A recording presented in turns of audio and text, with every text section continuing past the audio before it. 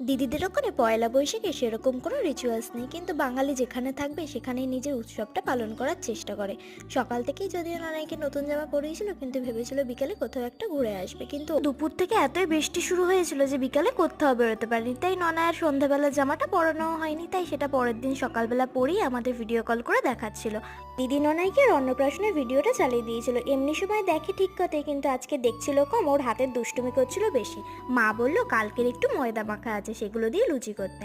আমি যদিও লুচি গোল করতে পারি না, তবুও চেষ্টা করেছিলাম। লুচিগুলো গোল হয়নি ঠিকই, কিন্তু লুচিগুলো ফুলেছিল কিন্তু খুব সুন্দর। দুপুরের লাঞ্চে ছিল চিকেন আর ভাত। হ্যাঁ, থালা অনুযায়ী ভাতটা অনেকটাই কম ছিল। আজকে সন্ধ্যাবেলা পরিয়ে নিয়ে চলে গিয়েছিলাম আমার বাড়ির কাছে ভাস্কর আশ্রমে। সেখানে হচ্ছিল বসন্তকালীন দুর্গাপুজো, অনেকে এটাকে বাসন্তী পুজোও বলে থাকে। আমরা যেই সময় গিয়েছিলাম সেই সময় হচ্ছিল সন্ধে আরতি। অনেকক্ষণ দাঁড়িয়ে সন্ধে আরতি দেখলাম, তারপর বিরিয়ানি খেয়ে বাড়ি চলে এলাম। আজকের জন্য এটুকু, টাটা, বাই বাই।